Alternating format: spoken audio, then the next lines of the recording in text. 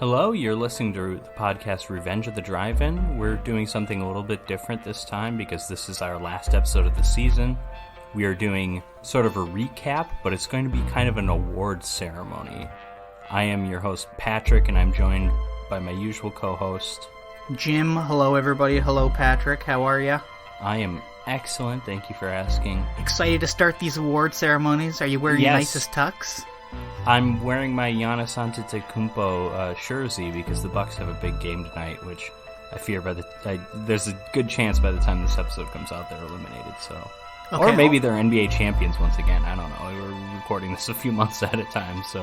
Well, I want to tell you before we get started, we can make any jokes we want as long as none of them are about Jada Pinkett Smith and her female pattern baldness in the form of alopecia.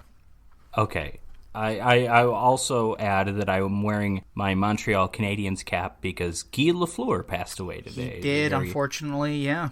The best forward of the 1970s, very sad. Mike Bossy passed away a week ago, too. It's like, Jesus, there's a holocaust on all-time great NHL talent right now. It's crazy. Wayne Gretzky, you're next, or perhaps... Don't say that. Mario Lemieux's already survived cancer, and he's not going to die anytime soon. Doesn't get him down. So I will explain a bit what we're doing. We have, if you listen to our Season 1 recap, where we shared like our lists of our favorites or whatever for all these different categories, it's going to be a little bit like that, but we're going to try and pick a winner for each category. So we have nominations, which was included. Jim and I nominated our own things separately after agreeing on the categories, and then looking at those two together, I would pick out if both of us nominated the same thing, then it was definitely going to be nominated. And if, there was something that Jim nominated and I didn't, we had to figure out based on how we had them ranked within our own nominations what was going to be included. Sounds complicated, but... And it is. And it really doesn't matter because now how it's going to work, because we only have two voters, which, I think in most instances you probably want an odd number of voters here, or at least more than two. But yeah, if we each have different number ones, now what does that mean? Do we have two winners? Not necessarily, because in that case, if Jim's number one is my number two, and let's say my number one is Jim's number four, then, because Jim's number one would have the higher average rating, that would be our number one. However, if Jim's number one is my number two and my number one is Jim's number two, then we do have two winners. Oh my god! In that instance. So it is possible to have a tie. There have been ties in the actual Academy Awards, believe it or not. I think it was some Sound Academy Award. I remember Skyfall was a co-winner. I remember watching that. Oh, really? That's weird, yeah. Yeah, that's I must not happen very often, that's for sure. Yeah, but I mean, it is possible. I have a feeling it'll happen at least once this evening. Anyways, let us get started with our first category. This is going to be Best Quotes. This is a category consisting of 10 nominations. Some of the categories have 10, most of them have 5. But some of the more kind of, I don't want to say interesting categories, but some of the categories with, like, they're just kind of broader. Like, yeah, we'll have 10 because it's difficult to make up our mind. And Jim, would you like to assist me on quotes in which there's more than one person talking as I read these? Oh, of course, yeah. All right. Well, we will start with the first one listed. These are alphabetical by film title. And that is from Bride of the Monster, "He tampered in God's domain." The final line of the film. One of the great closing film lines in all of cinema. The next quote from A Fistful of Dollars, this is kind of what would we call this? Is this a split quote? Because we have it listed as one, but really there's like a couple minutes in between these things. But it's Clint Eastwood saying, "Get 3 coffins ready," and then after he shoots some motherfuckers, then he says, "My mistake, 4 coffins." Yeah, that's a great one. This next one from Goldfinger. Jim, could you start it, please? Oh, of course. Do you expect me to talk? No, Mr. Bond, I expect you to die. So there we go, from Goldfinger. And we've got 2 more Goldfinger nominations in this category. I wonder, if Jim got his way with some of these nominations. Actually, this next one came from me, not from Jim. But It's a martini, shaken, not stirred, which is, officially, that is the first time those words are spoken by Bond in the series. So that's why I thought it was important to include because of that. The next one, Jim, why don't you say this, because this is your favorite one. It is mine. Yeah. Shocking. Positively shocking. All right. And then from Once Upon a Time in the West, another film in which we have more than one quote.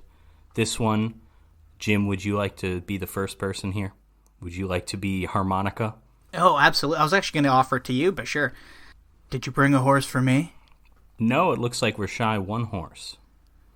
You brought 2 too many. All right, great shit. And then another nomination from the same film, this one from Frank. People scare better when they're dying. Yeah, a good one. And then from Pieces, and this is one I can't do it justice, but it's I'll see if I still have the clip downloaded and I'll include it in the episode because I used it in the Pieces episode. But it's basically Linda Day George screaming bastard, bastard, bastard, 3 times. I don't feel comfortable giving that the full performance because I don't live alone and I could frighten some of my housemates and I don't want to do that. You should do it, yeah. And then from Psycho, a boy's best friend is his mother. And then the final nomination, also from Psycho, we all go a little mad sometimes. So 10 quotes from 6 movies, not the biggest variety, because we got some multiple Goldfinger, multiple Psycho, multiple Once Upon a Time in the West. But they're all good. They're all good quotes. Jim, what is your number 1?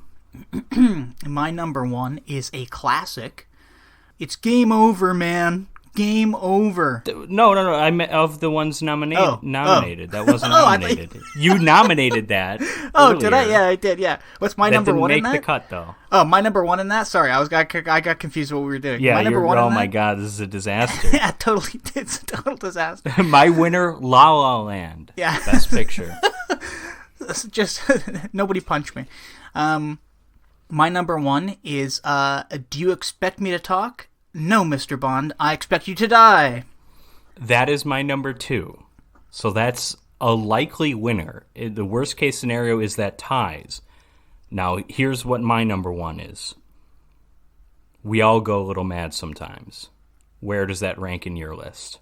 It's not on there. Well, it has to be. It's one of the 10. Will Smith just smacked the shit out of me. Keep my wife's name out your fucking mouth.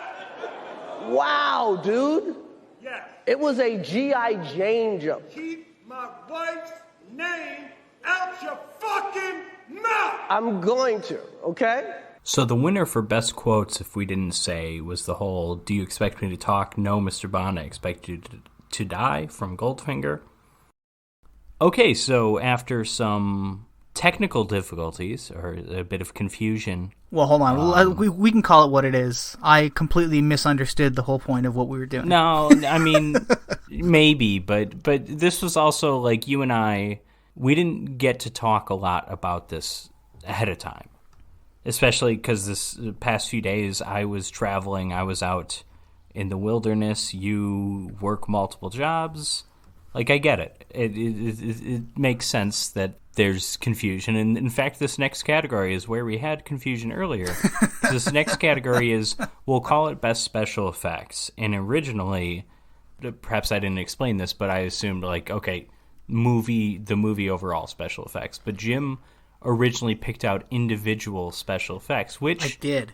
Not gonna lie, that would be an interesting category in its own right, to be perfectly fair, but that's not what we did this time.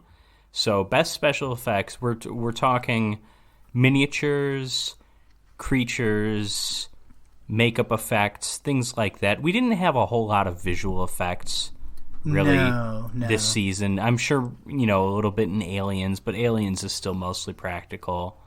I'm sure maybe in some... Big Trouble in Little China probably had the most visual effects. Yeah, it probably did. And that one was difficult, actually, because some of the things I wanted to put in for practical effects, like that eyeball monster thing. The eye creature was amazing, yeah. Yeah, but I don't know if it was, like, partly CG or if it was, like, all puppet or, like, so I was like, man. Yeah, you clearly didn't end up nominating it because it didn't make it here.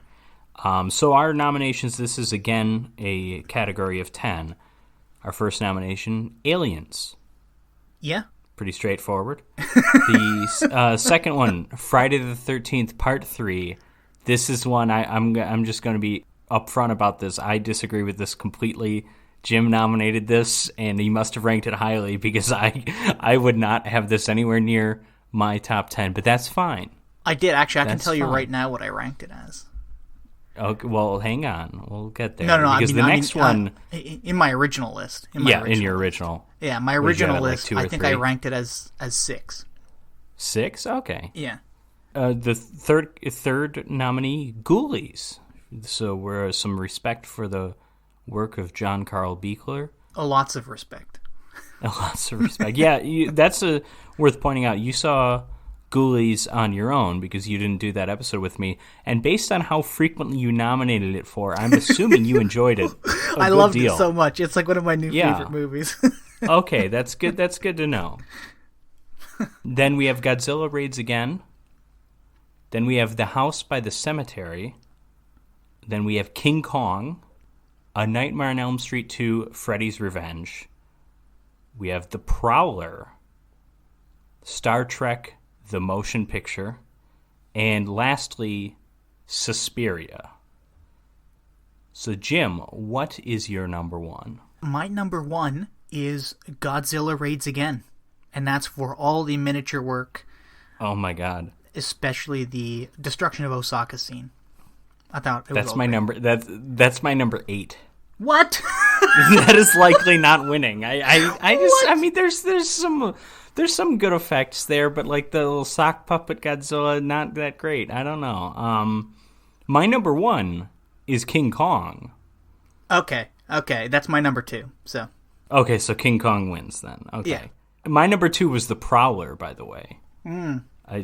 Some amazing effects from Tom Savini in that one, but well, you know what? And the only reason like Prowler for me wasn't higher is because there's only like 2 or 3 kills that I remember like looking really, really good. Like the one that looks the best is the we'll get to that in our best kills. Yeah. Oh yeah. We'll Okay. get There we go. that. Okay, so congratulations to the long-deceased members of the special effects team for King Kong, chiefly Willis O'Brien, obviously one of the pioneering films in special effects, so that's fitting. I feel like for what they did in 1933, and honestly, I mean, it still mostly looks pretty good today. Like, I mean, it looks good as, like, it's stop motion, like, it's dated, but, I mean, it's really impressive. All right, now we move on to our best villains category. This one, we only have 5, and I'm pretty sure we had 4 of the 5 same nominees. I could be mistaken. Probably. First, we have Auric Goldfinger from Goldfinger. Then we have Michael Myers from Halloween. I mean, we also did Halloween 2, so if you want to consider it a multiple film performance here, you can. I don't, because I don't like Halloween 2 that much. And then we have Frank from Once Upon a Time in the West, performed by Henry Fonda.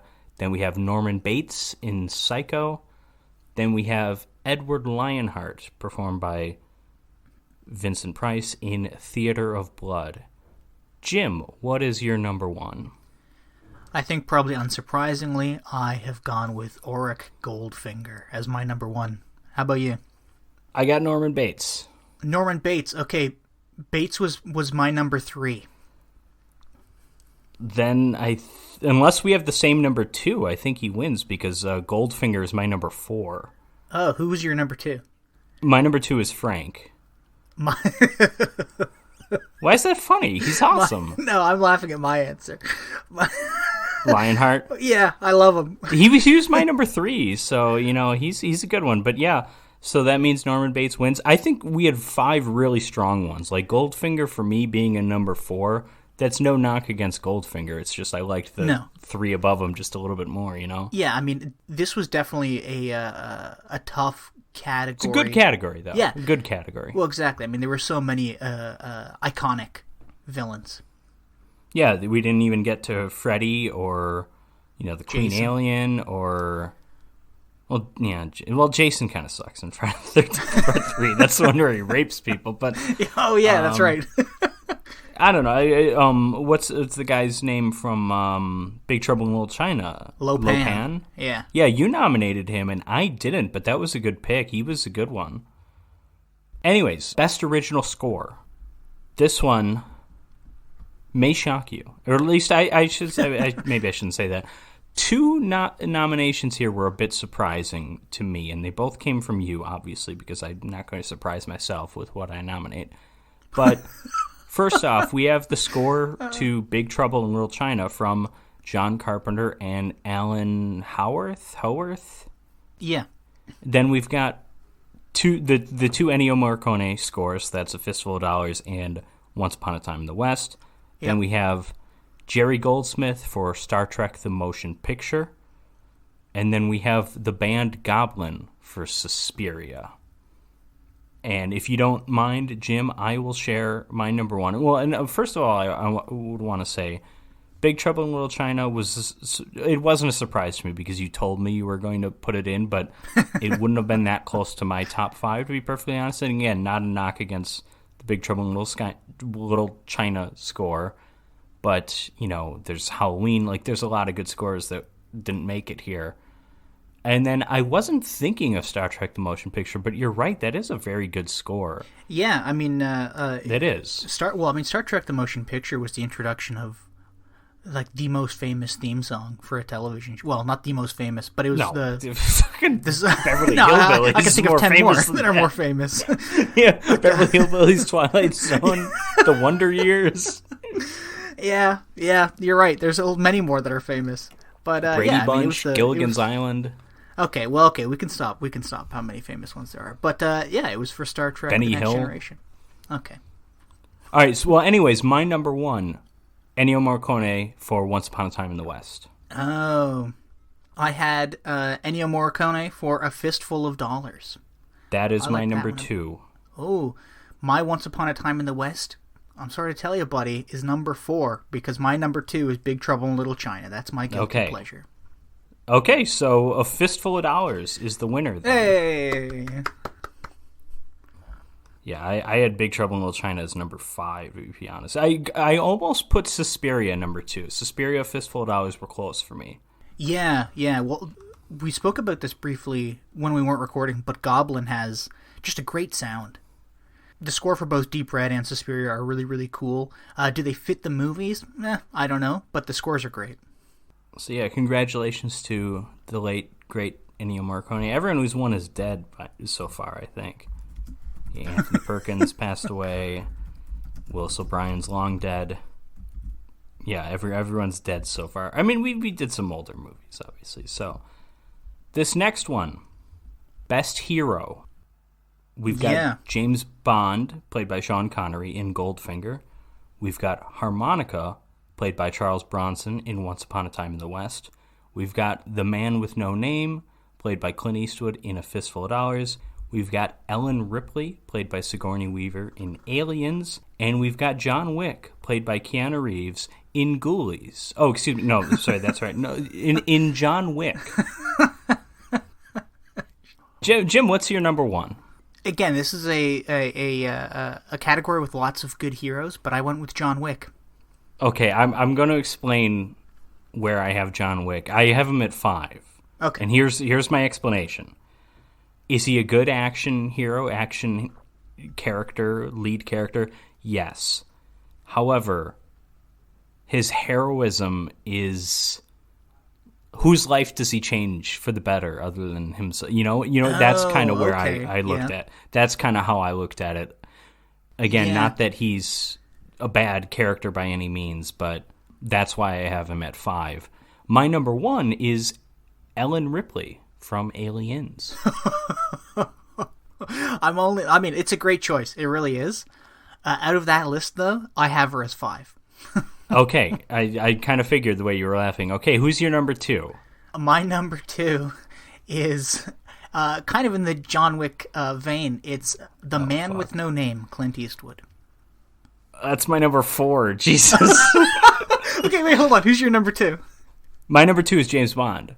Oh, okay. Is that your number 3? Yeah, James Bond's my number 3. Okay, so we have a winner eventually. Right? I guess so, yeah. If that's James if that's Bond just narrowly beats out Ellen Ripley and... Which one did you say was the man with no name? Yeah, okay. 2, yeah. Yeah, okay. All right, our next category, we'll call this Kill Collections. This is going to be movies. We're doing individual kills later, but this is where a movie that overall has the best kills. And our nominations are Deep Red, John Wick, Pieces, The Prowler, and The Street Fighter. Jim, what's your number 1? Okay, in the short break we had, I have revamped my list. And my number 1, I'm going to give to, honestly, The Street Fighter. Okay. It's a worthy pick. That was my number 2. Oh my goodness. So it could still win. My number 1 is The Prowler.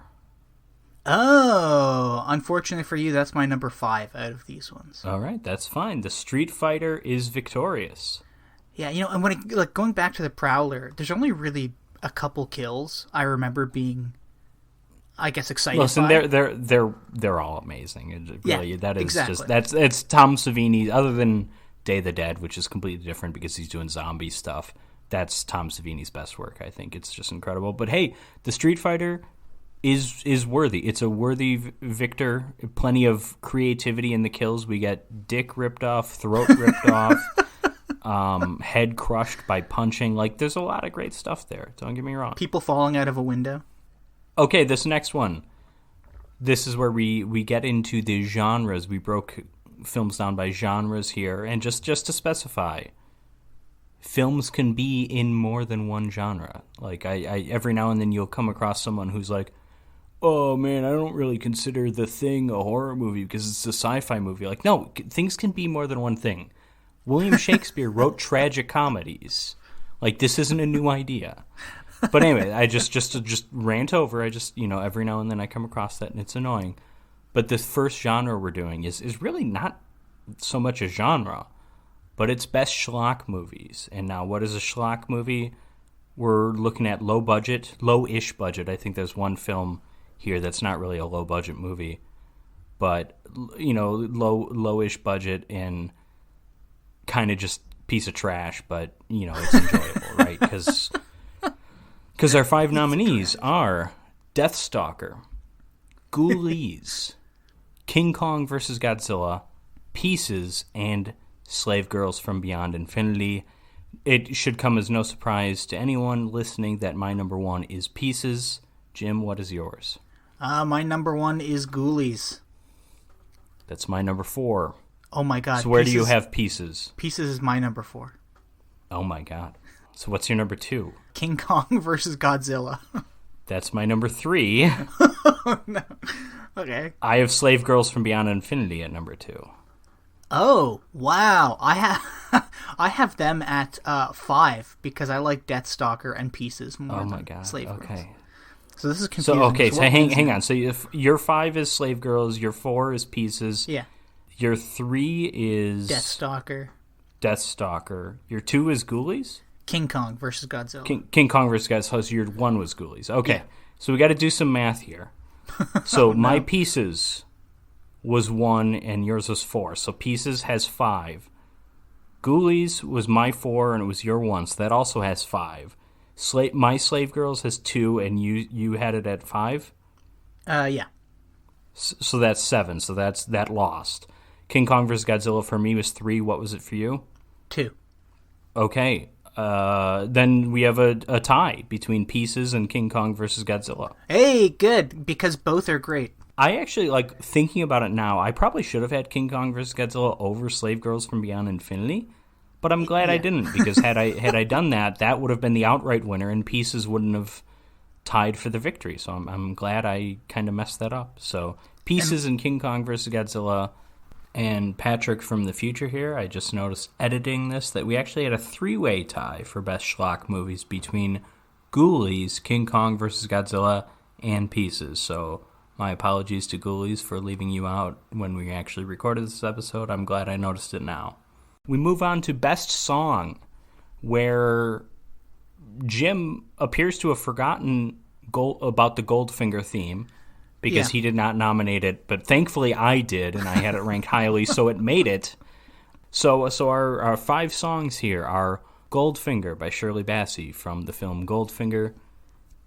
We have The Lady Loves Me by Elvis Presley and Anne Margaret from Viva Las Vegas.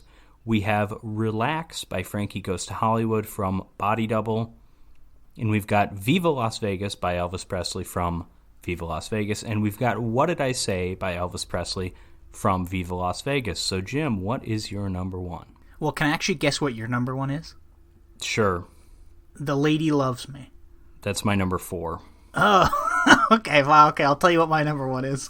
I actually, I kind of fudged to get that in there because I actually had it lower on my nominations, but we came to 4, and it's like I would have bumped up another. I had another Elvis song higher than it, but I'm like, no, Anne Margaret needs some love, so we'll nominate that. So that was the reasoning.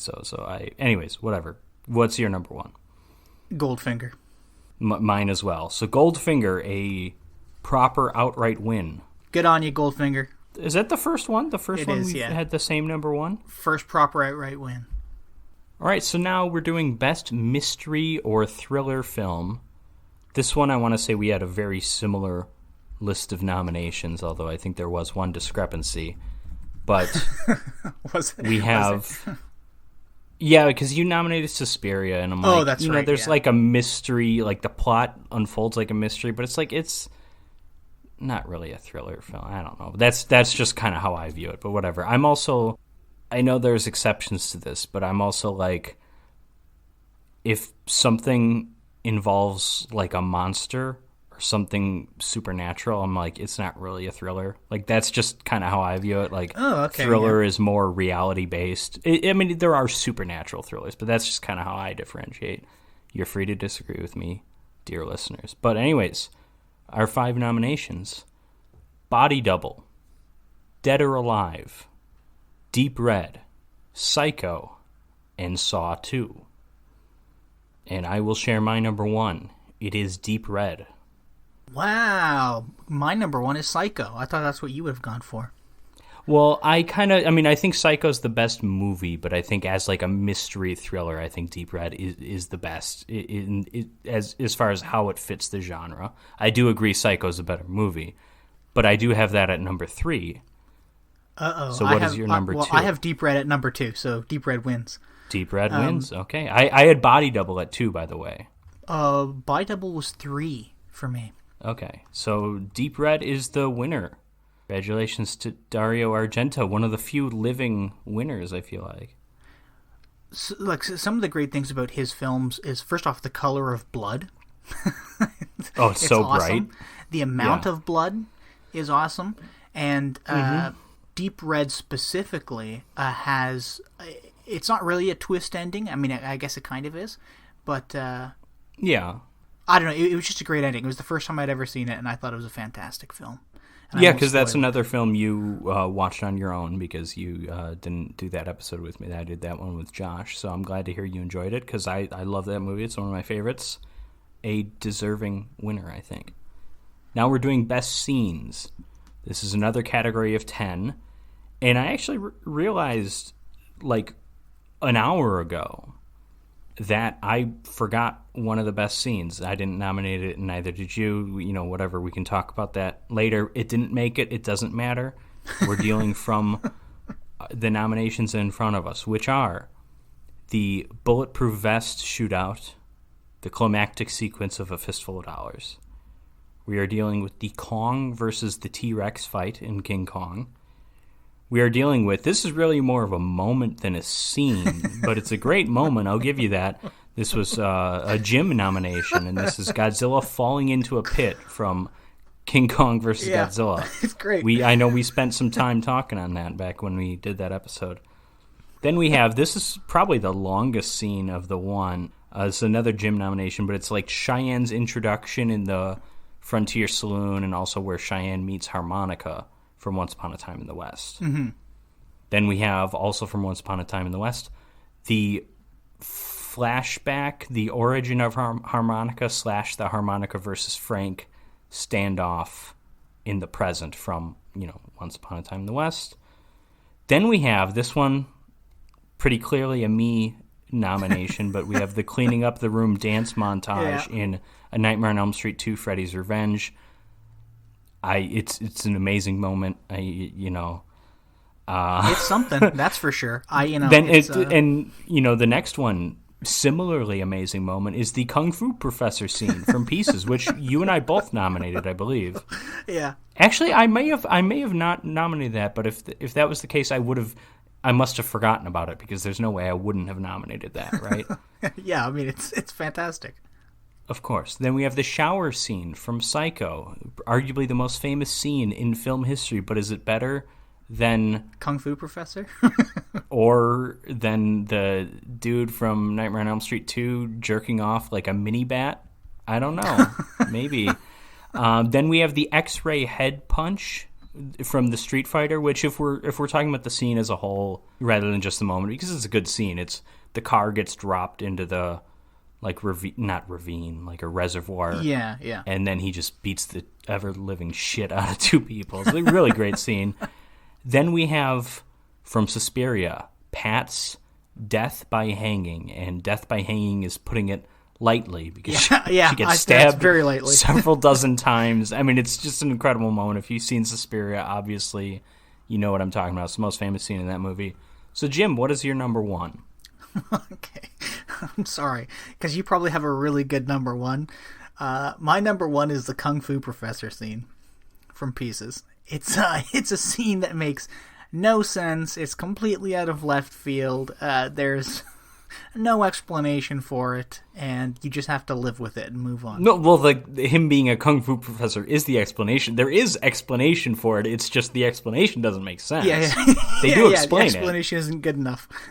But no, that is my number 3, so that's close. My number 1 is the Harmonica versus Frank from Once Upon a Time in the West. Oh, that's my number 3. Okay. So if we have the same 2, our number 2 wins. Actually, no, the number 2 would tie, I think. But what's your number 2? I'm sorry, buddy. It's Godzilla falling into a pit. I have that at number 10, not because it's not great, but because it's not really a scene. It's so short. Well, then here, let me, because, No. You just go with what, I had the shower scene. No, Kung Fu Professor wins.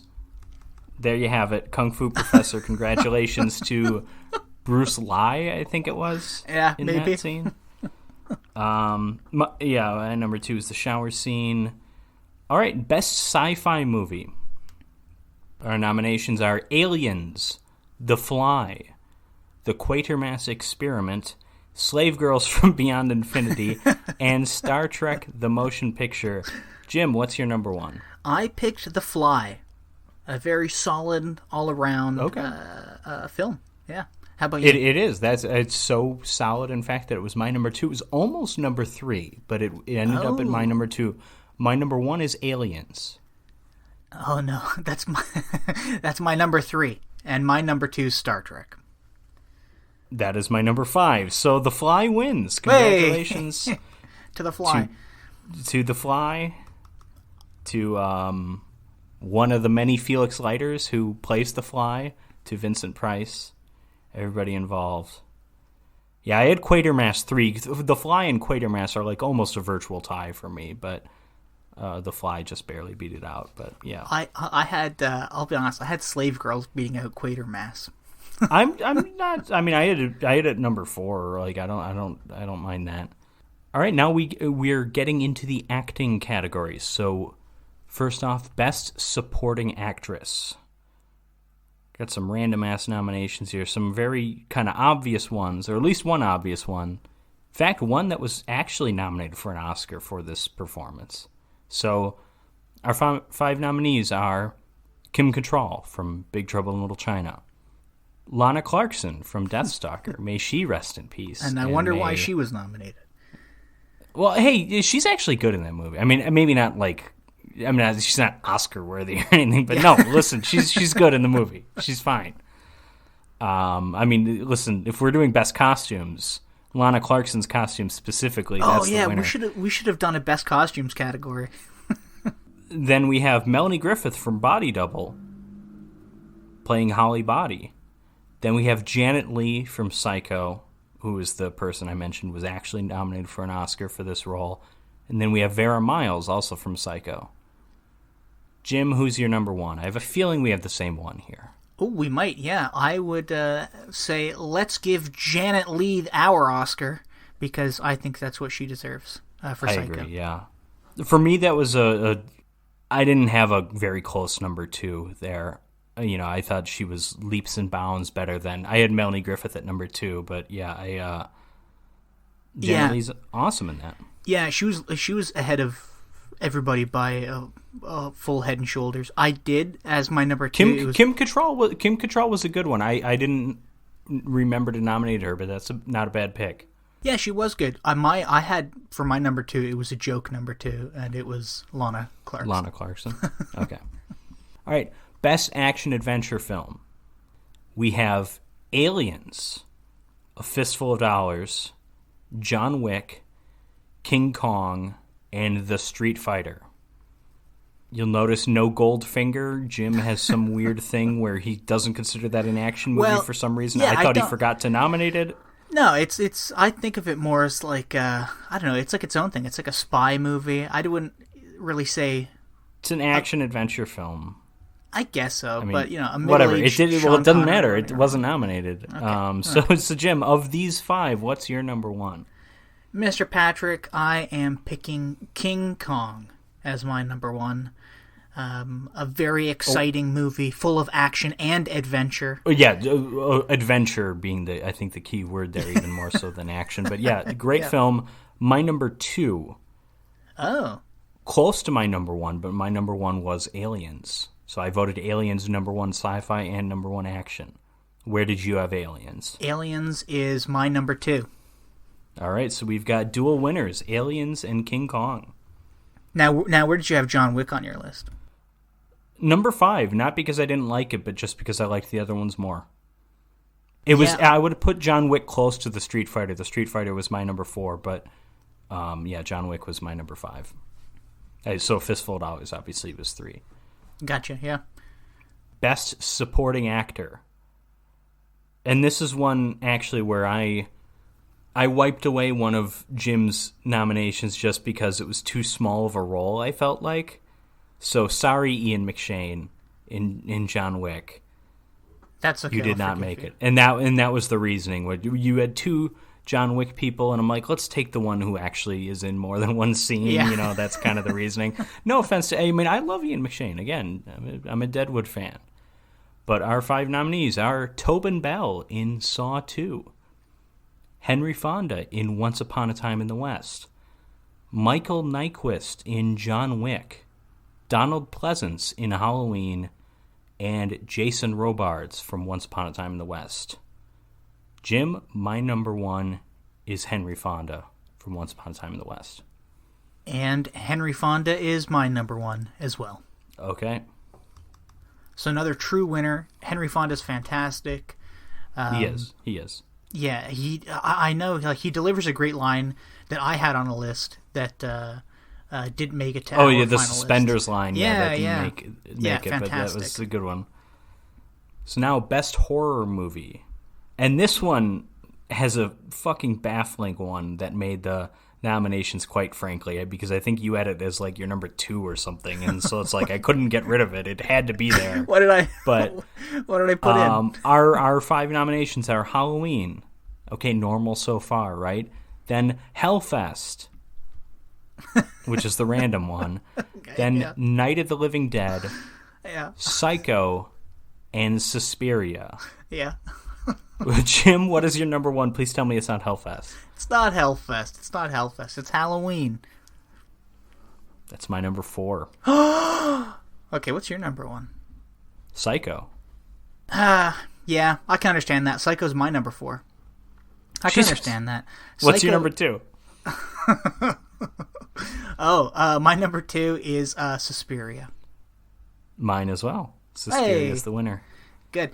Well, see, here, 2 things. One, I understand Psycho being a horror movie, but I don't know. It feels more akin to like a thriller, I guess.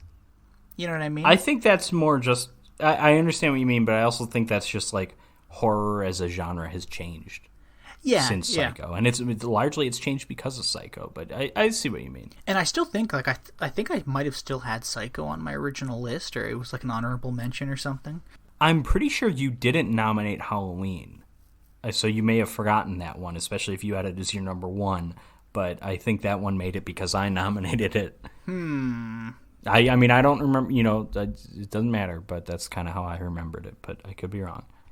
Now we have Best Leading Actress.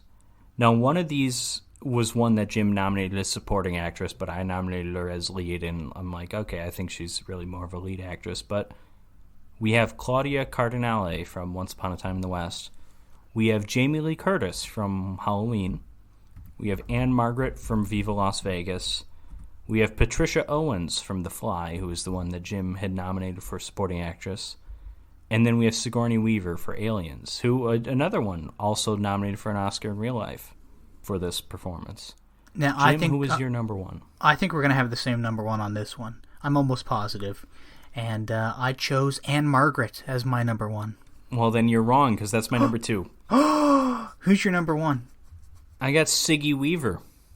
Wow, really? I mean, she's great. I mean, yeah, she is great. Weaver. She's great. She's also my number 2. Or Okay, so Sigourney Weaver's my number 2. We've got co-winners then, Sigourney Weaver and Anne Margaret. Congratulations to them. Who was your number 3? Jamie Lee Curtis. I had Claudia Cardinale. I had her at 4. And this is also the one where I remember when I was like first thinking of like we're going to do these awards things. I'm like, oh, could I maybe like, in the Oscars telecast when they do the little acting clip. I didn't watch this past Oscars. I hope they brought that back. I know they got rid of that for a while. I hope it's back because that was awesome. But I'm like, no, I'm not going to do that because it takes too much effort. I mean, it would just be a lot of work for me editing this episode. Yeah. And then also, like, what am I going to, because it's an audio podcast, what am I going to do for Claudia Cardinale? We just hear her dub actress give a speech? Like, I guess so, yeah. Is that really a testament to her performance? It's not. So, yeah. But anyways, Sigourney Weaver and Margaret, co-winners. All right, now we get to possibly my favorite category, Best Kills, and these are individual kills. This was tough. This is one where, of course, we have 10, just because we don't want to get this one wrong, folks. This is an exciting category. So we have from Body Double, we have Gloria getting stabbed through the floor/ceiling with an enormous drill. I don't know how else to put it. That's what that's the scene. Yeah. Then we have, and I think I had looked up these names. I'm like pretty sure I got the names right, but I don't really remember. I'll trust you. Oh yeah, this one I'm definitely right. This is Martha getting beheaded with a necklace from the elevator in Deep Red. So this is the very end of the movie. This is spoiler alert. This is the killer.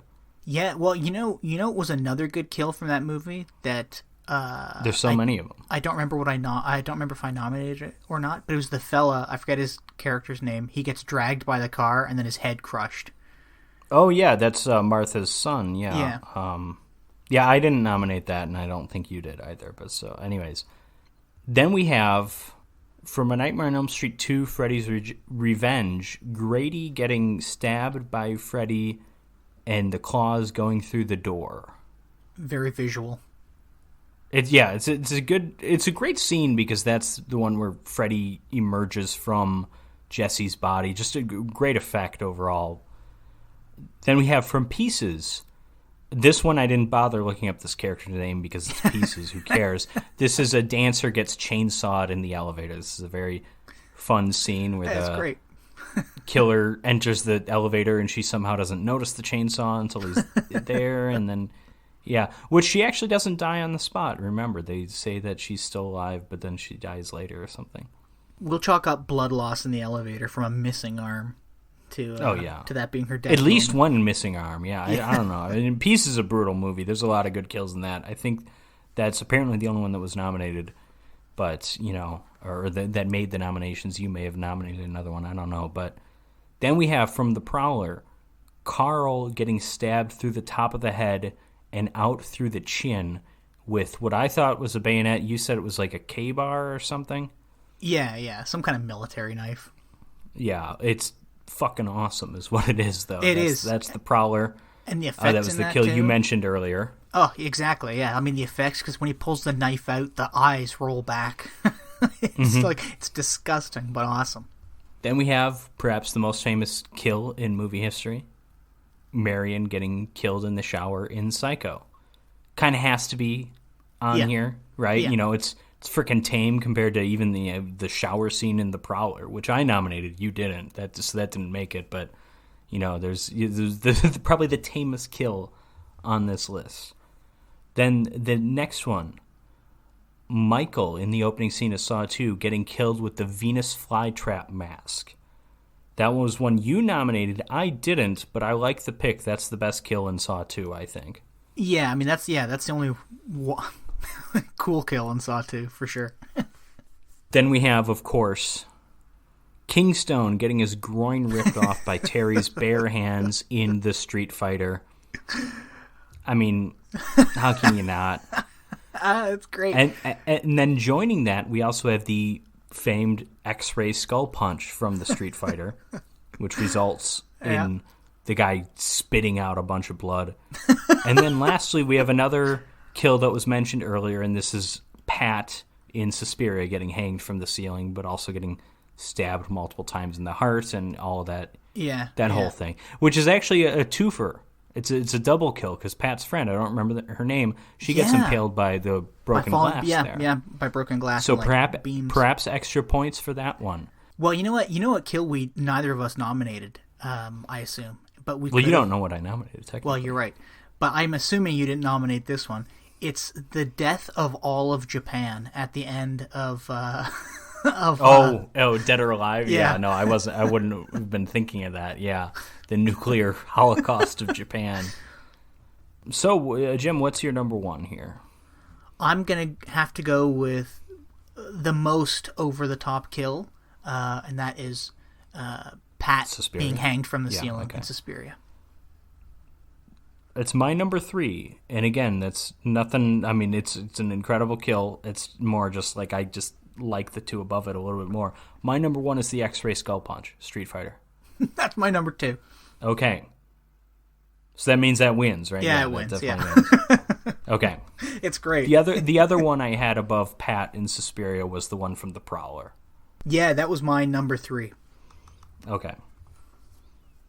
Yeah, that X-ray skull punch is just awesome. And I don't know if people would have been like blown away by that when seeing it. You know what I mean? Oh, they had to have been. I'm blown away by it in 2022 watching that. I'm like, yeah. It's just like so stupid and creative. I love it. Like this. Yeah, I love when when he does like crack his skull. You see like the skull like bend in. It's great. Oh yeah, because it's like a rubber prop probably or something, right? Yeah. I mean, it must be. Yeah. Lovely imagination from whoever the hell thought up that scene. And now we move on to Best Lead Actor.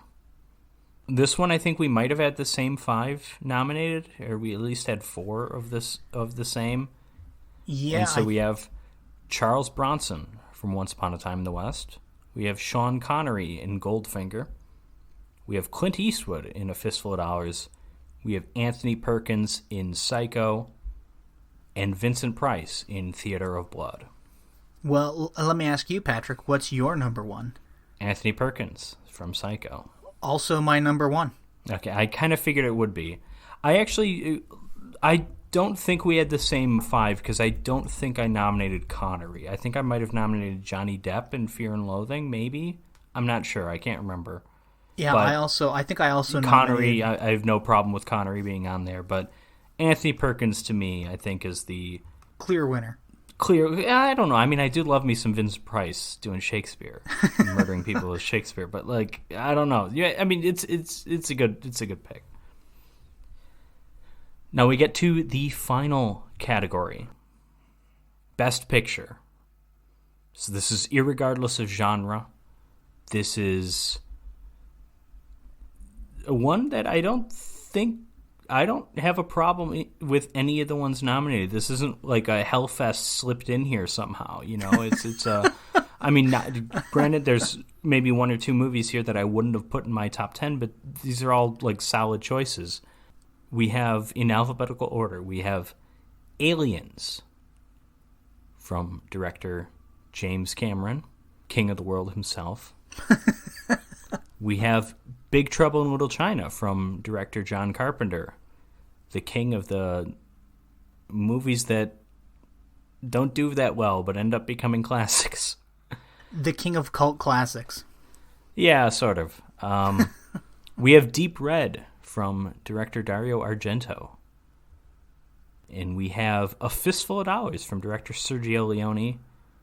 John Wick from director Chad Stahelski, I think is his name, or something. Perhaps, I don't know. Yeah, you don't know. Just some guy. Some guy. King Kong from directors Marion C. Cooper and Ernest B. Schoedsack, however one says that. We have He's dead, Once Upon a Time in the West from director Sergio Leone, once again. The 2-time nominee here in this fake ceremony we're doing. Pieces from director, it's like Juan Piquer Simon, I think is his name. It's something. I think he was a Spanish that's a guy. fake name. It's just, what do you have against ethnic people? Nothing. I like the Spaniards. Yeah, I think he usually goes by J. Piquer Simon, but it's something like that. Then we have Psycho from director Alfred Hitchcock and Suspiria. I honestly don't really know what your number one is going to be, Jim, so why don't you give it to me? Oh, I'll give it to you, baby. No. For my number one, I picked... It's like Deathstalker all over again. I picked Deathstalker for my number one. No. Yeah, I'm actually shocked you didn't nominate Deathstalker, really. And like, well, especially because Pieces ended up making it. And I mean, I know we both enjoyed Pieces, but like, yeah, Pieces, if we're looking at these movies, Pieces is the odd one out. I mean, the other ones are quality movies. Pieces just... I do love Pieces, though. Yeah, and I don't think anyone who listened to that episode would be surprised that we would have Pieces in a top 10, but it's a trash movie compared to the other ones, especially. Yeah, and that's why I didn't nominate Deathstalker for like a lot of the things that I wanted to. I didn't want to have to subject you to having to read it out or listen. You could have nominated Deathstalker, and we had to get rid of King Kong or something. Deathstalker takes over the part from King Kong. A perfect trade. Okay. My number one, I picked one of the most visually stunning movies, a movie with a fantastic score. Yeah. Suspiria. A movie with fantastic actors and supporting actors, and with a fantastic story, a true epic of the genre. All right, so we've got the same number one then. Once Upon a Time in the West. Right, yep. And I mean, no surprise, obviously, for me, it's probably my favorite movie. So it's certainly the favorite movie that I've done here. And overall, season 2, we did some incredible movies. Like, oh, absolutely. I mean, I have King Kong ranked 3rd. King Kong is one of the best movies ever, you know. Again, all the movies on this list are solid, except for Pieces. But Pieces is like a guilty pleasure entry. Pieces is one of the most enjoyable, entertaining films ever made, I think. Yeah, I mean, out of this list, I had Pieces on at 10. Because everything else is actually good. Whereas I had Pieces is at guilty 6. pleasure. Oh, I had Pieces above A Fistful of Dollars. That's how much I fucking love Pieces, okay? How dare you? How dare you? I had it above Deep Red. I had it above... I had Big Trouble in Little China 10. How dare you? That's of those 10, that's clearly my... 10, that and John Wick were clearly my 2 least favorite. Again, they're both good movies, but they weren't very close to the other ones for me. Wow, I'm almost embarrassed to say this. I had John Wick at 2 and Big Trouble in Little China 3. That doesn't surprise so me, much. but you shouldn't be embarrassed. Like, they're fine movies. Like, I'm more embarrassed that I had Pieces 6 than you should be. That, you know, but I had Psycho 2. Oh yeah, I would actually like to, before because this, I just noticed whenever we do something different like this, I'm never certain how long these episodes are going to be. I see that this one's not very long, especially considering we had a big 15-minute break in there or whatever, sorting out the technical issues. So I would actually, at least for the extended episode available on our Patreon, I would like to actually go through all of our lists together just to kind of see where we fall. I mean, we kind of ended up doing that for some of them. So scroll back up or down wherever it is to quotes. I am there. Okay. So I think I mentioned this was my number 10. My number 10 is shocking, positively shocking. I'm not a big fan of that line. I never really have been. Okay. I'm just a little 10? hurt. My number 10 was I Want to Play a Game. No, that was... Oh, maybe you didn't end up fixing this because that was... Oh, wait, am I looking at the wrong... Wasn't one of the am I looking at the wrong... you're probably not. You probably just didn't fix that because we already I did that category. I changed it. Okay. My number 10 was... Oh, crap. Hold on. I was looking at the wrong paper. Give me a second. My number 10, honestly, was We All Go a Little Mad Sometimes. This is my number 1. Fuck you. That's like my favorite movie quote ever, just about. My number 1, and this is... Or, excuse me, my number 9... and this was really because I love this moment, but it's the performance more than the quote, and so that's why I didn't have it high. Is bastard, bastard, bastard, bastard, bastard, bastard, bastard is a solid quote to choose. Where did you have that? I also had it at number 9. Number 9, okay. But like for me, it only beat out We All Go a Little Mad Sometimes because. I don't know. It's just it was for a psychopath. Exactly, I was a psychopath because I thought it was funny. Number 8, I had "Did You Bring a Horse for Me?" You know, you brought too many. That whole exchange. That was my number 8. Yeah, my number 8 was A Boy's Best Friend Is His Mother.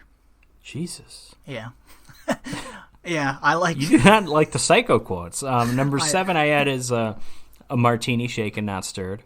Oh, yeah. My number 7 was People Scare Better When They're Dying. That's my number 6. So what's your number 6? Number 6 for me was the Get 3... No, sorry. Which one? Yeah, which one won this? Do you expect me to talk? Yeah, my number... Yes. 6 for me was Martini Shaken, Not Stirred. Okay.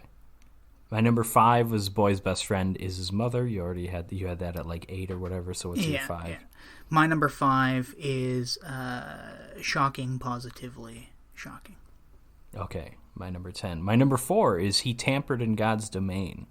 Yeah, that's... That's your number 4? Yeah. And then my number 3 is the My Mistake 4 Coffins exchange. I like that one. Yep, that's there with me. That's 3. And then you had... No, Mr. Bond, I Expect You to Die. That was your number 1. Number 1, 2. Yeah. Okay. Special effects. What's your number 10?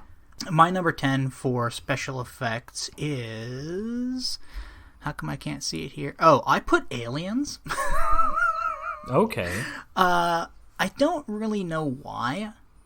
Yeah, you had Ghoulies above Aliens, I think Ghoulies was really enjoyable. Aliens was it looked really cool. Like it's definitely a high budget, awesome movie.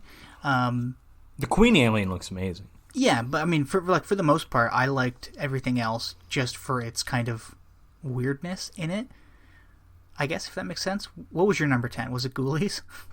No, that's my number 9. Number 10 is Friday the 13th Part 3, because I think the effects are legitimately bad in that movie, with the exception, however, of the one that you nominated back when you thought it was individual special effects, because it's the matte painting when Andy is stuffed up in the rafters. That is legitimately great. Everything else in the movie sucks. Yeah, I thought that was a dummy. Effect. Yeah, no, it's a matte painting, I believe. But yeah, no, I think that movie does not have very good effects. My number 9 was A Nightmare on Elm Street 2, Freddy's Revenge. Okay. Again, I don't really have anything like against these movies. It's just that, right. I liked the special effects in something like Ghoulies more. It was more exciting to watch. Speaking of Ghoulies, that's coming in at number 9 for me. It's fine for what it is, but I couldn't have it much higher than that. So what's your 8? My number 8 is... Why can't I see it on this list? Oh, I picked House by the Cemetery for number 8. Okay, I have that one significantly higher. My number 8 was Godzilla Raids Again, which you had as number 1. I did, yeah. Yeah, I'm not that impressed with the effects in Godzilla Raids Again. Well, for the time. The thing about that is that I picked it because it all looks interesting and it all looks like exciting. Like, sure, the big monster suits look kind of stupid, but when he's like stepping on buildings and like the whole this huge miniature set is on fire, all of that's great, and it's all practical, right? Or even like all the planes flying around dropping flares and stuff like that. It's all done in like a practical way. All right, your number... Did you say... Yeah, you said your number 8, so what's your 7? Ghoulies. Okay, I had Star Trek. Star Trek for me is a lot higher, but... okay, what's your 6? Friday the 13th, Part 3. Yeah, and I had Suspiria. Oh, yeah, okay. What's your 5? Suspiria's 5. Okay, I had Elm Street 2. Elm Street 2, I think the scene where he busts out of Jesse's body shortly before killing Grady, really great. Also, the little where he peels back his head and he just exposes his own brain. I think that's incredible. Freddy's makeup is really cool in that too. There's some like not great effects, like when they go to the boiler area, like the place where Freddy worked, and there's like dogs with like human faces. Those look awful, but like everything else I think is really good in that movie. Better effects than the first one, even though the first one has a couple individual effects that are awesome. I think the overall better effects in the second movie. So what's your you said your 5 is Suspiria. What's your 4? 4 for me is The Prowler. Okay, I had House by the Cemetery, number 4. What's your number 3? Aliens. Well, kind of in the same vein, I have Star Trek the Motion Picture. I think like we kind of skipped over how like first off, like decent the makeup is in Star Trek.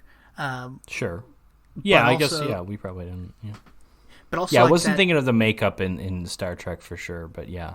But then, like, there were some really nice matte paintings, except for the one near the end. Oh yeah, no, it's a good effects movie. I just didn't have it higher than House by the Cemetery. I mean, I've got nothing against the Star Trek effects. I just, give me the geysers of blood coming out of a woman's throat, I think is a little bit more impressive for me. I don't know. No, I mean, and you're right. Like, to each their own. So my number 2 is The Prowler. Yours was King Kong, I assume? Yeah. And your 1 was Godzilla Raids Again. My 1 was King Kong. Okay. Villains. We both had we had different number 1s, right? You had Goldfinger number 1? Yes. I had Norman Bates 1. What's your 5? I think I had Michael Myers as 5. Me as well. Yeah. Nothing against him. Just it's a strong category. It's a tough category. I didn't write down who won this one. Who won this one? Wasn't it Frank? Norman Bates. Norman my Bates. number 4 was Goldfinger. Oh yeah. Okay. Yeah, mine was Frank. Okay. 3, I had Lionheart from Theater of Blood. Yeah, I had Norman Bates, and Lionheart for me was 2. Yeah, I had Frank, number 2, and then I had Norman Bates 1. I just really loved Vincent Price's overacting in Oh, of Theater of course. Blood. I mean, I put him above Goldfinger. I obviously loved him too, you know. Yeah, now, and I'll be honest, the only reason I put Goldfinger at 1 is because I just think he's such a classic Bond villain with like a dumb plan. I don't know. It's a great plan. Come on. I don't know, he's just great. I just love him. I just love the character. So, scores. My number 5 was your number 1 because I had Big Trouble in Little China. That score just doesn't really stand out to me. Not that it's bad. It's just... I think my number 1 was A Fistful of Dollars, wasn't it? I don't know. Maybe it was. But you had Big Trouble in Little China a lot higher than me. Yeah, I had Big Trouble in So Little China. what's your 5? My 5 is Star Trek. That's my number 4. Yeah, and again, like, I really... There's a few good pieces in Star Trek, but it's really for the main theme, to be honest, that I had nominated that originally. What's your 4? Once Upon a Time in the West. Jesus. It's the best score in movie history, I think. So, no, your number 3, do we both have Suspiria number 3 then? Yeah. Okay, and your 2 was...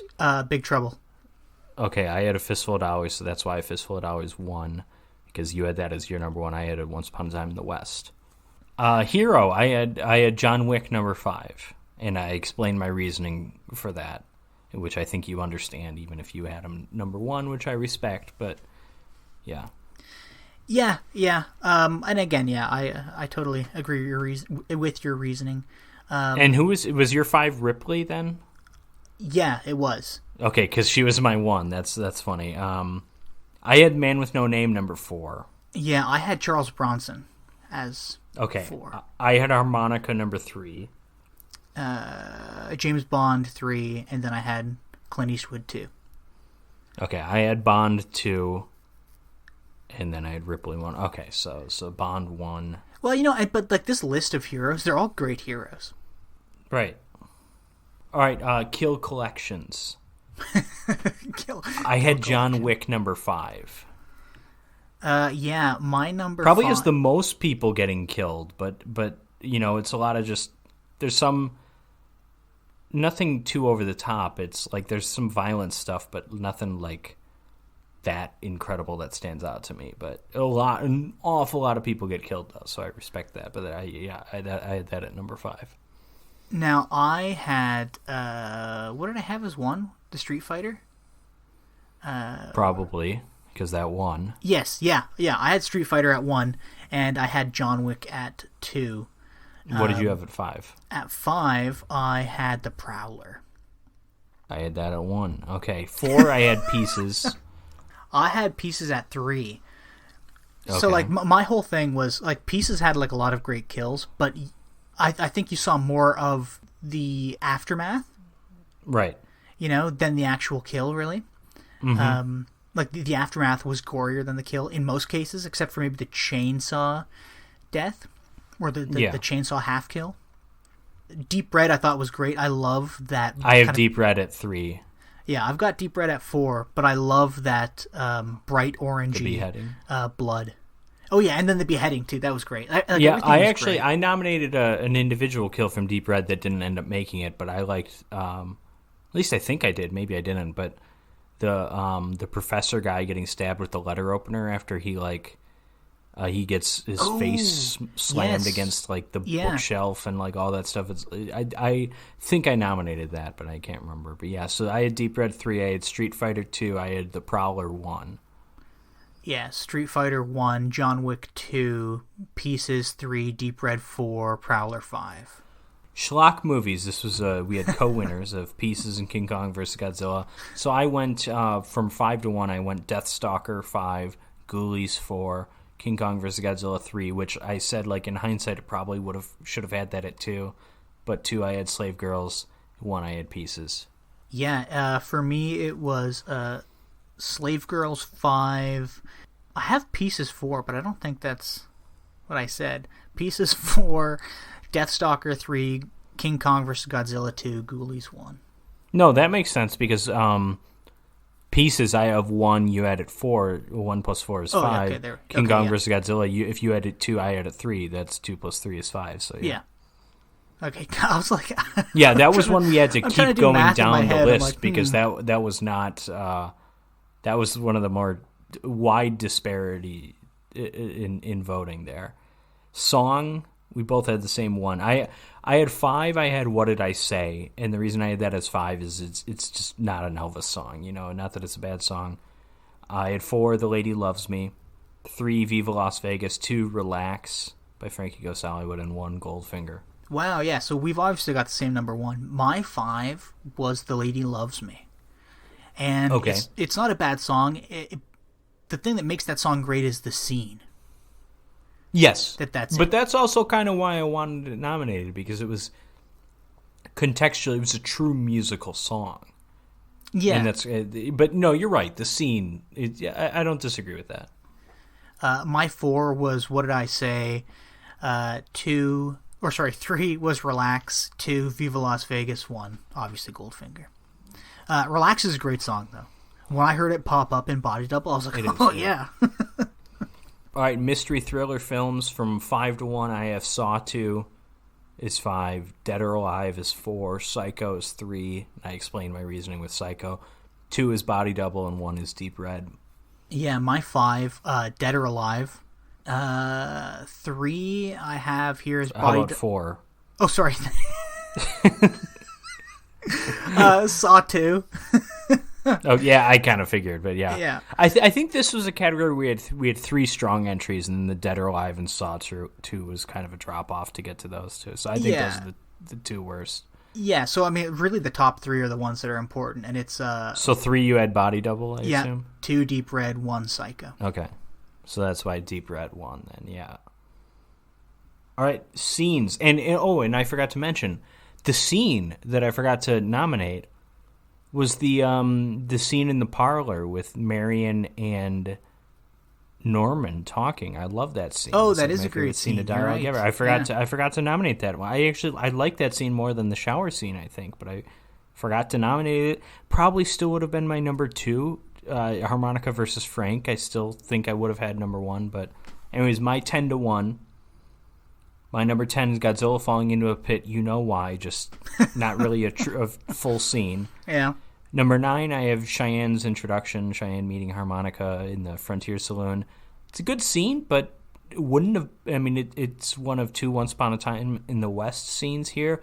Wouldn't have been my pick for the second best scene of the movie. I'm not sure off the top of my head what I would have picked.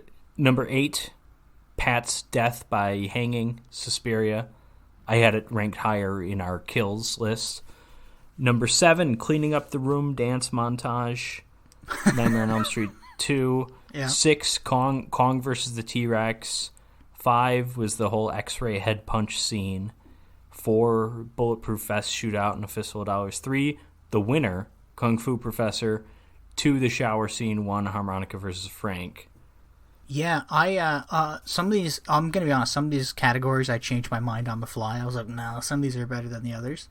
But this is what I have written down. 10, where is it? 10 is Cleaning Up the Room dance montage. Yeah, okay. Yeah, I figured I would have had it higher than you did, so, and I didn't have it Yeah. that high, but... My 9 is the Harmonica versus Frank flashback stuff. Oh, my number 1. Wow, okay. 8, Kong versus the T-Rex. 7, Bulletproof Vest shootout. I do love that scene, though. Okay, yeah, that was when you maybe we both nominated it, but I know you did. Yeah. 6, the shower scene, Psycho. Okay. 5, where is my 5? Pat's death. Just because it's so over the top and amazing to watch. Yeah. 4, Cheyenne's introduction, because I love living in that scene. It's a long scene, but you get some great lines in that scene. It is a long scene of the scenes in this category. I think it is the longest scene. Yes. Oh, probably, yeah. 3. It's also the longest movie. I mean, Yeah. 3 is the X-ray head punch.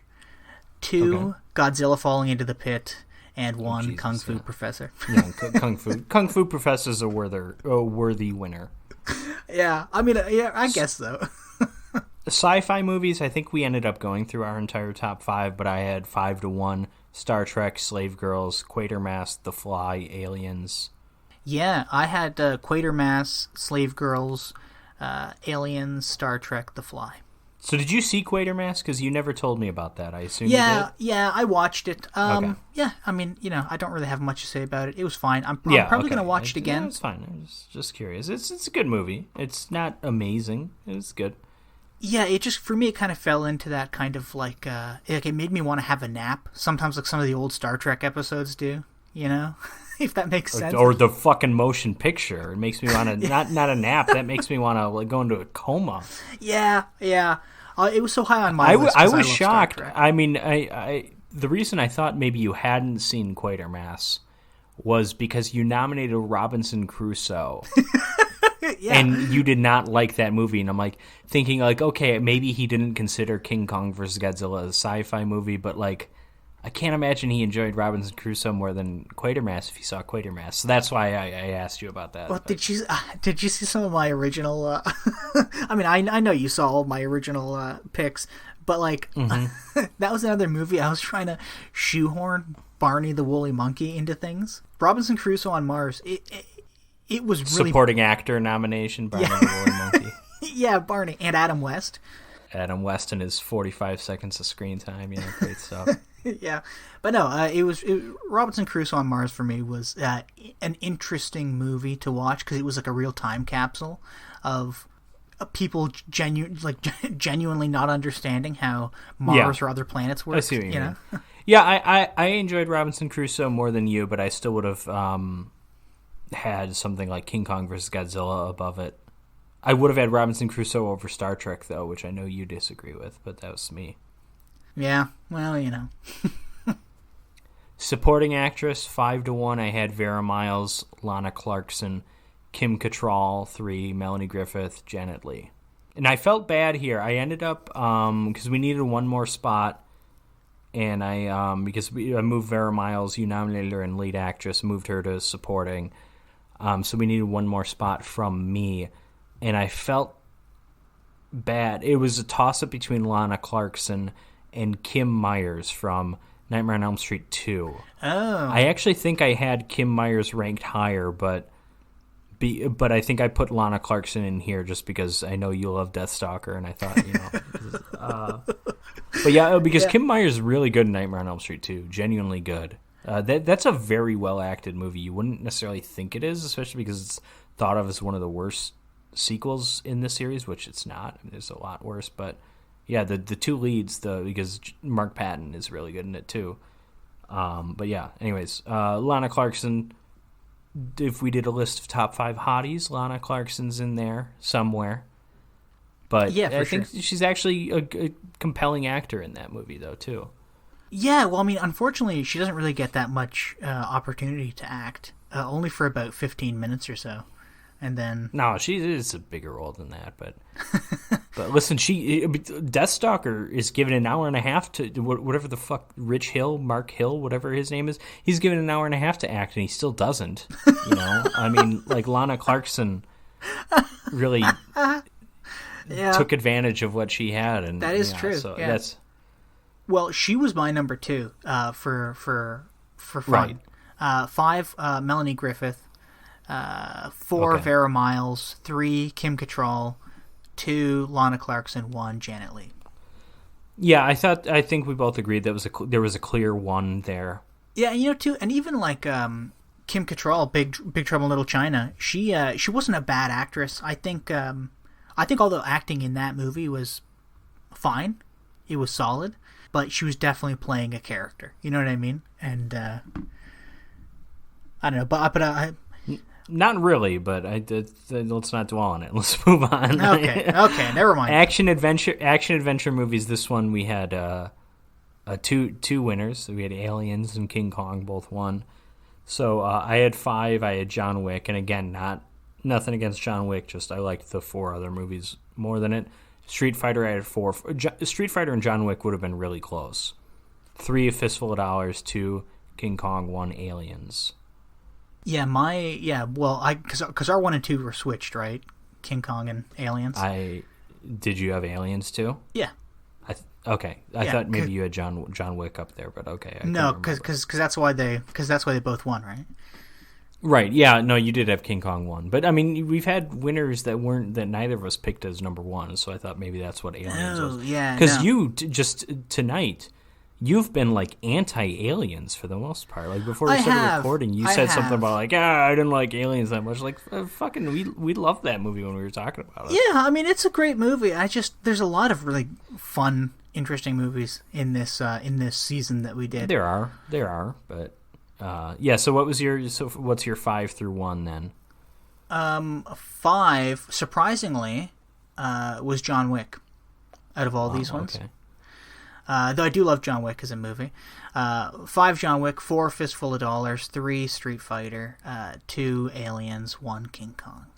Okay, so very similar. We just switched Aliens and King Kong, and we switched Fistful of Dollars and Street Fighter. Those were the only differences. Yeah, and also I want to point out, like when I was doing all these categories and stuff, like I was sitting myself down and I was like, which movies did I get the most enjoyment out of while I was watching them? You know, and I had to just kind of like think back. I'm like, I wasn't basing it necessarily on like effects or, you know, like how cool the movie looks, how slick it is. I was like, which one did I enjoy the most? Right. Grading these as action movies, John Wick's probably number one. Maybe there's a case for Aliens, but like, A Fistful of Dollars is not the best action movie of these 5. You know. Yeah. You know what I mean? Yeah. But I mean, it's a great movie. But anyways, okay. So supporting actor, I had 5, Michael Nyqvist, 4, Jason Robards, 3, Donald Pleasance, 2, Tobin Bell, 1, Henry Fonda. I know we had the same number 1, right? Yeah, yeah. You probably had Nyquist 2, I'm guessing. No, I had him 3. So 5 was Tobin Bell, 4, Donald Pleasance, 3, Michael Nyqvist, 2, Jason Robards, 1, Henry Robards, Fonda. okay. I will say, I had a quote from Donald Pleasance that was my favorite one. Every time I hear it, it makes me giggle. And it didn't make the cut. But it's right at the very beginning of Halloween 2. Oh, yeah, I saw that. I saw, you don't know what death is. Yeah, that's a good line. Yeah, I know, but I like the way he delivers it. Because he's not, you know, by Halloween, he's losing it, right? And, what? and the neighbor comes out and he's like, by Halloween 5 he is. I don't know if he is by the first movie. Well, I don't know. You should go back and re-listen to his delivery of it. But it's great because this is Halloween 2 first of all. But yeah, okay. Yeah, because the neighbor's like, is this some kind of a joke? I've been trick-or-treated to death tonight. And then there's a pause and he's just like looking at his like open hand, Donald Pleasance, and he goes, you don't know what death is. and then the theme kicks in and he runs off screen. But but now that having been said, I mean we included Donald Pleasance from the original Halloween. I think he's great in that movie. He gives some outstanding speeches, you know. So he's good. I do love Tobin Bell. I kind of Tobin Bell, Donald Pleasance could have gone either one at number 2, but I ended up going with Tobin Bell for whatever reason. But yeah, that would have been my 2 and 3 at any rate. Horror movie. Suspiria was our winner. 5 for me was Hellfest, because what the fuck is that doing there? 4 is Halloween. 3 is Night of the Living Dead. 2 Suspiria. 1 Psycho. For whatever reason, I've always liked Night of the Living Dead just a little bit more than Halloween. You had Halloween number 1, didn't you? I did, yeah, and I checked my original nominations. It was number 1 there too. Okay. 5 Hellfest, Psycho, Night of the Living Dead, Suspiria, Halloween. Okay, so that's why Suspiria 1 was number 2 on both our lists. Lead actress, we had 2 winners here because you had Anne Margaret 1 and Sigourney Weaver 2. I flipped those. I had number 5. I had Patricia Owens from The Fly. I had 4 Claudia Cardinale, 3 Jamie Lee Curtis, 2 Anne Margaret, 1 Sigourney Weaver. Yeah, I had. You flipped Curtis and Cardinale, right? You had Cardinale Curtis at 3. 5. Yeah. And you had Curtis at 5. Okay. Yeah. Yeah, I had Curtis 5. Patricia Owens, number 4. Yeah, 3, Claudia Cardinale. 4, what number am I on? 2, Sigourney Weaver. 1, Anne Margaret. I think Anne Margaret and Sigourney Weaver both definitely deserve it. Anne Margaret was just so much fun to watch on screen, acting opposite Elvis. She genuinely looked like she was enjoying it, I guess, like, if that makes sense, you know? Except when she does that anger song. Yeah, except for that one. But yeah, no, she was just so much fun to watch interacting with Elvis on screen. Right. So individual kills. I have 10. I had Grady getting stabbed by Freddy. To me, the kill was nothing special. What made that scene was the effect of him coming out of Jesse's body. That the kill to me wasn't. I included that because you had nominated it. And you must have ranked it kind of highly because it would not have been that close to me, to making it for me. Number 9, I have the Venus flytrap mask in Saw 2. Number 8, I have Kingstone getting his groin ripped off by Terry in the Street Fighter. 7, I had the elevator chainsaw in Pieces. Off the top of my head, I'm not sure if that's the best kill in the movie. I mean, it was the one that got nominated, so, and it's a fine kill. Nothing against it. 6, I have Gloria getting stabbed through the floor and ceiling and body double with the giant drill. 5, the deep red beheading elevator necklace thing. Yep. 4, I have the shower scene. 3, I have Pat in Suspiria. 2, I have Carl in the Prowler, the bayonet through the top of the head, out through the chin. And 1, I had the X-ray skull punch, which is our winner. I don't remember if you had that at 1, but I had it high enough to where it won. Yeah, I had Pat at 1. X-ray skull punch was 2. Okay, so that was a close one then. Yeah, my 10 was Gloria getting stabbed by the giant drill. Okay. All right. I mean, yeah, it was fine. It was exciting. But yeah, 9 was Grady getting stabbed by Freddy's claws. 8. So I'm scrolling through my list here. 8 was shower kill, Marion getting killed in Psycho. Sure. I had that higher, mostly just out of respect for the scene, the what it means for cinema. Well, exactly. I mean, yeah. It's compared to everything else in the list. It's like everything's gory as hell. It's really not the same thing. Yeah, I mean, if I'm being so it's a hard one. It's a hard one to judge. Yeah, and I mean, to be honest, I almost put it at 10. But you have to have respect for it, so I put it at 8. I mean, that's one where if you put it at 10, I don't think you're crazy. If you put it at 1, I don't think you're crazy. It just kind of depends on how you look at it. Yeah. 7 is the groin ripped off. That's great. I love it. Okay. 6 is Carl getting stabbed through the top of the head in the Prowler. 5, Michael getting killed with the Venus flytrap mask. That one was middling for me. Made your fucking top 5. It was pretty good, I guess. Yeah, well, I mean, it's middling. It's an exciting death. I like. You have it above a groin getting ripped off. Yeah, it's a good kill if you have it at 5. But what's cool about the Venus flytrap mask is the mask. You know what I mean? Yes. It's the I also way like when it shuts and then kill. there's just like a little bit of blood comes out, like the eye, or maybe it's the mouth. I can't remember, but yeah, really kind of neat. Yeah. 4 is Martha getting beheaded with her necklace. I think that's a great, that's a great visual of watching that necklace slide through that, slide through the neck. It's great. 3, the dancer getting chainsawed in the elevator. Okay. Very gory and fun. 2, X-ray skull punch. 1, X-ray, yeah. Pat hanged from the ceiling. Okay. Lead actor. I had 5. I had Sean Connery, Goldfinger. 4. I had 3 and 4. I wasn't sure how to rank these, but I ended up going with Eastwood 4, Bronson 3. Okay, yeah. You could ask me tomorrow and it might be flipped, but then I had Vincent Price 2. And I had Anthony Perkins 1. Obviously, we both had Perkins 1, right? Yeah. So, I mean, and I had a similar kind of thing as you did with Bronson and Eastwood.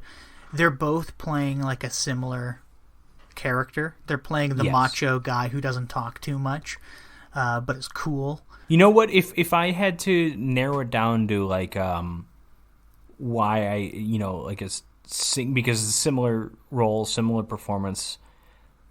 If I had to like narrow it down to like why I picked Bronson over Eastwood, I'd go with Bronson's whole when she says like you helped him, and he's like I didn't, or she says you saved him, and he's like I didn't let them kill him, and it's not the same thing. Like he's got a couple really great deliveries like that, and like in the this is more the writing, but because Eastwood has moments like this, but the whole like at the train station I saw 3 of these jackets. Inside these jackets were 3 men. Inside the men were 3 bullets. Like just moments like that. He's so good at that stuff. He is, yeah.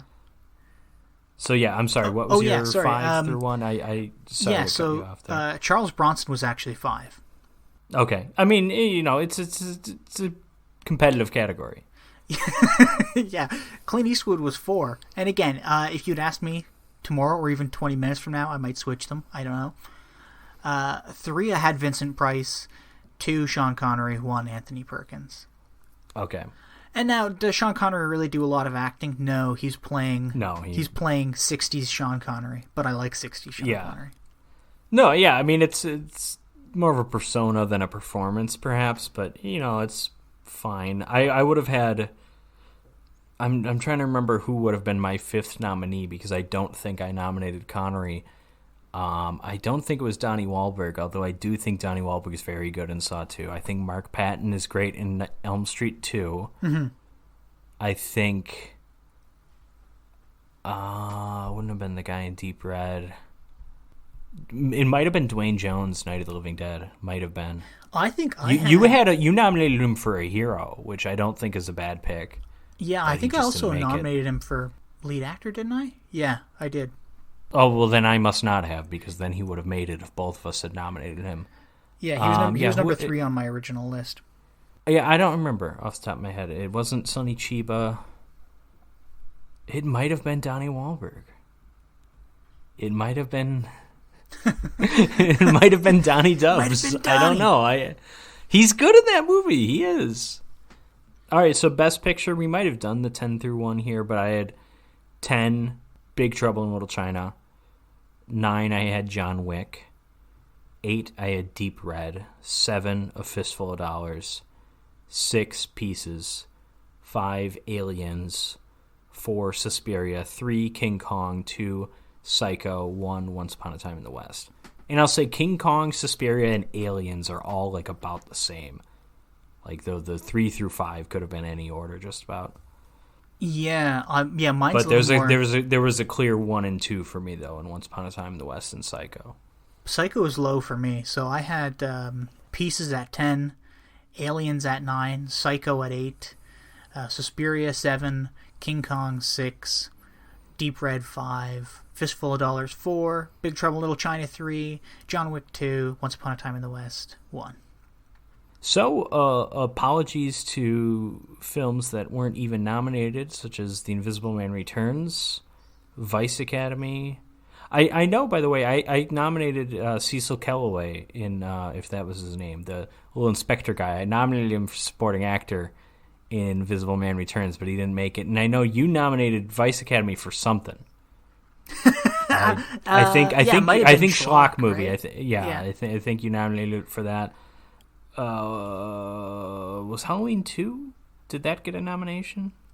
Halloween 2? Yeah, I think I did it for Kills, maybe. Yeah, but it didn't make it though. Now, I don't think Halloween 2 ended up with a nomination. Ghoulies ended up with a few. Good for Ghoulies, or at least one, I should say. I don't know if it was more than one. No, yeah, because it was Schlock movie and effects. Apologies to Final Destination. It's a good collection of kills, but it just had good competition, Like it did, yeah. And those are really the only categories it was going to succeed in, whereas the kill categories, I think, because that's really all that Final Destination is. Well, and if this had been one of like the later Final Destinations, it might have won for kills. I don't know if won when we're dealing with the Street Fighter, but but I mean it would be in the contention for sure. Yeah, but again, the original Final Destination not the best in the series probably. And apologies to Abominable. I came awfully close to nominating the both "Hey Ass Monkey, Eat This" as one of the best lines, and the guy who says that line getting his face eaten right after that line was awfully close to getting nominated for Kill for me, because it's a great scene altogether. But Abominable couldn't get it done at any rate. I think I'd nominated it for Best Schlock. I think I would have had that above Deathstalker in my list, but How of course dare we you. know you How love you some Deathstalker. dare you. Listen, Abominable is fresh on Rotten Tomatoes. Go look it up. It's like 69% or something like that. It's like, oh, okay, good for that. And I think that's like a classic low expectations, because it's like a direct-to-video movie, right? Yeah. Okay, so thank you for joining us for Season 2. We hope you had a blast. We certainly, or at least I can't speak for Jim, I certainly had a blast. We watched some of my favorite movies ever, Once Upon a Time in the West, Psycho, King Kong, Pieces, all that great stuff.